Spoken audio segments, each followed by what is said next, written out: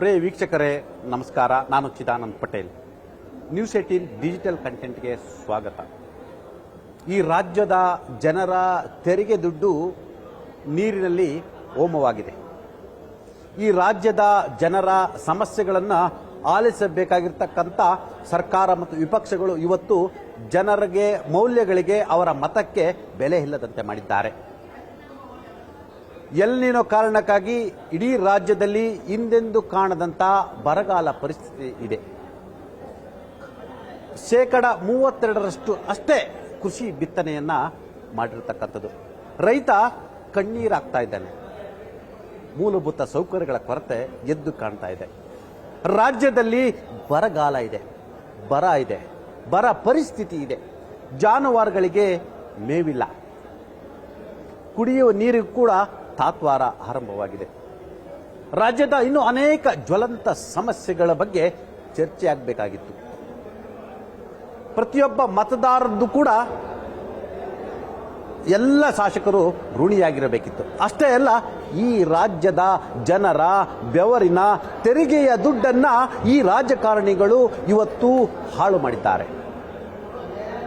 ಹೀಗಾದರೆ ದೇಶದ ಪರಿಸ್ಥಿತಿ ಏನಾಗಬೇಕು, ರಾಜ್ಯದ ಪರಿಸ್ಥಿತಿ ಏನಾಗಬೇಕು? ಎಸ್, ಅಫ್ಕೋರ್ಸ್ ಪ್ರಿಯ ವೀಕ್ಷಕರೇ, ವಿಧಾನಸಭೆ ಕಲಾಪ ಕೇವಲ ಒಂದೇ ವಿಷಯಕ್ಕೆ ಒಂದೇ ವಾರಕ್ಕೆ ಖತಮ್ ಆಗಿದೆ. ವಿಧಾನಮಂಡಲದ ಇತಿಹಾಸದಲ್ಲಿ ಒಂದೇ ಒಂದು ವಿಚಾರಕ್ಕೆ ಮೊದಲ ಬಾರಿಗೆ ಇಡೀ ಕಲಾಪವೇ ಚರ್ಚೆ ಇಲ್ಲದೆ ಅಂತ್ಯಗೊಂಡಿದ್ದು ಇತ್ತೀಚಿನ ದಿನಗಳಲ್ಲಿ, ಅಂದರೆ ಅರ್ಥಾತ್ ಇತ್ತೀಚಿನ ವರ್ಷಗಳಲ್ಲಿ ಇದೇ ಮೊದಲು ಅಂತ ಹೇಳಿದ್ರು ತಪ್ಪಾಗಲಾರದು.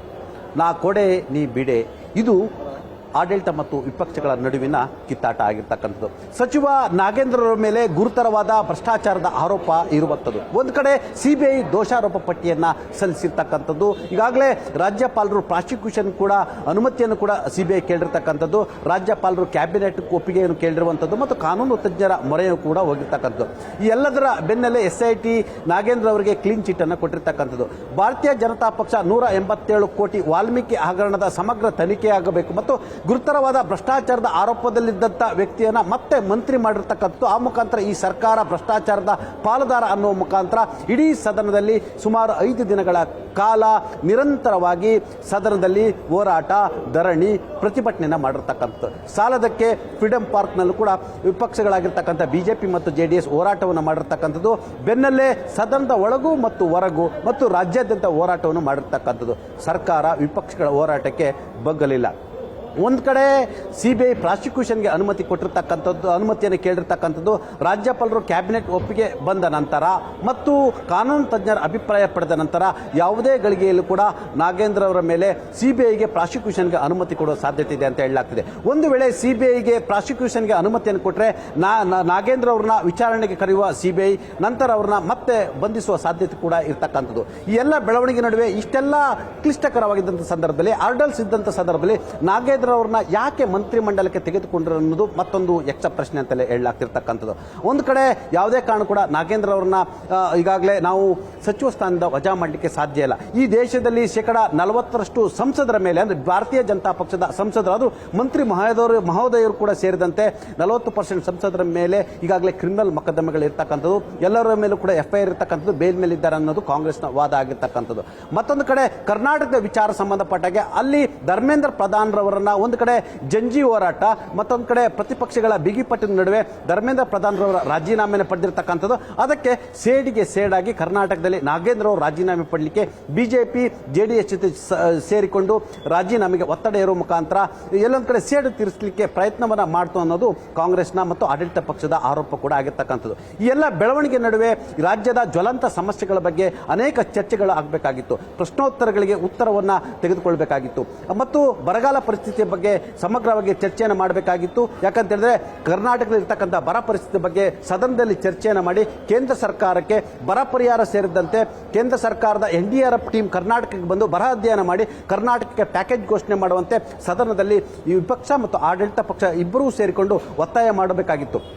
ಜೊತೆಗೆ ಇನ್ನೂ ಅನೇಕ ಪ್ರಕರಣಗಳು ಇರ್ತಕ್ಕಂಥದ್ದು. ಇನ್ನು ಬಿಡದಿ ವಿಷಯ ಬಗ್ಗೆ ಚರ್ಚೆ ಮಾಡ್ತೀವಿ ಅಂತ ಭಾರತೀಯ ಜನತಾ ಪಕ್ಷ ಹೇಳ್ತು, ನೈಸ್ ಬಗ್ಗೆ ಚರ್ಚೆ ಮಾಡ್ತೀವಿ ಅಂತೇಳಿ ಭಾರತೀಯ ಜನತಾ ಪಕ್ಷ ಹೇಳ್ತು, ಮತ್ತು ಕುಡಿಯುವ ನೀರಿನ ವಿಚಾರವಾಗಿ ಪ್ರಶ್ನೆ ಮಾಡ್ತೀವಿ ಅಂತ ಭಾರತೀಯ ಜನತಾ ಪಕ್ಷ ಹೇಳ್ತು. ನಿಮಗೆ ಗೊತ್ತಿರಲಿ, ಭಾರತೀಯ ಜನತಾ ಪಕ್ಷದ ಅನೇಕ ಶಾಸಕರು ಕೂಡ ಒಬ್ಬ ವ್ಯಕ್ತಿಯ ವಿರುದ್ಧದ ಹೋರಾಟದಿಂದ ಇಡೀ ಸದನದ ಕಲಾಪವನ್ನು ವ್ಯರ್ಥ ಮಾಡಬಾರ್ದು ಮತ್ತು ಆ ಮುಖಾಂತರ ಜನರ ತೆರಿಗೆ ದುಡ್ಡನ್ನು ಪೋಲು ಮಾಡಬಾರ್ದಂತೆ ಬಹುತೇಕ ಭಾರತೀಯ ಜನತಾ ಪಕ್ಷದ ಶಾಸಕರ ವಿರೋಧವೂ ಕೂಡ ಇತ್ತು.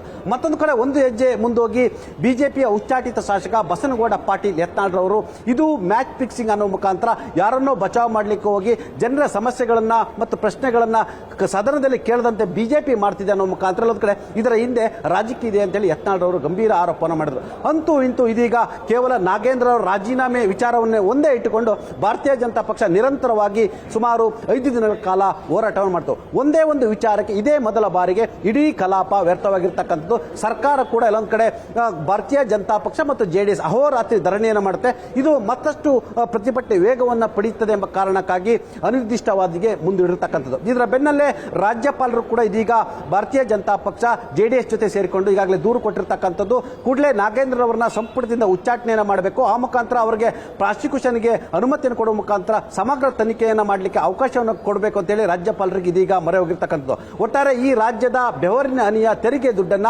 ಆಡಳಿತ ಮತ್ತು ವಿಪಕ್ಷಗಳ ಶಾಸಕರುಗಳು ಇದೀಗ ನೀರಿನ ಮೇಲೆ ಹೋಮದಂತೆ ಮಾಡಿರ್ತಕ್ಕಂಥದ್ದು. ಇದಕ್ಕೆ ಜನರೇ ಮುಂದೆ ಉತ್ತರ ಕೊಡಬೇಕಾಗಿರುವಂಥದ್ದು. ನಿರ್ಭೀತ, ನಿಷ್ಪಕ್ಷಪಾತ, ವಿಶ್ವಾಸಾರ್ಹ ಸುದ್ದಿಗಳಿಗೆ ಮತ್ತೊಂದು ಹೆಸರಾಗಿರುವಂತ ನ್ಯೂಸ್ 18 ಕನ್ನಡ ಈಗ ಆಪ್ನಲ್ಲೂ ಲಭ್ಯವಿದೆ. ದಯವಿಟ್ಟು ಇಲ್ಲಿರುವಂತ QR ಕೋಡ್ ಸ್ಕ್ಯಾನ್ ಮಾಡಿಕೊಂಡು ಆಪ್ ಡೌನ್ಲೋಡ್ ಮಾಡೋದಕ್ಕೆ ಮರಿಬೇಡಿ. ನಿಮ್ಮ ಬೆಂಬಲ ಹೀಗೆ ಸದಾ ನಮ್ಮೊಂದಿಗಿರಲಿ. ಧನ್ಯವಾದ.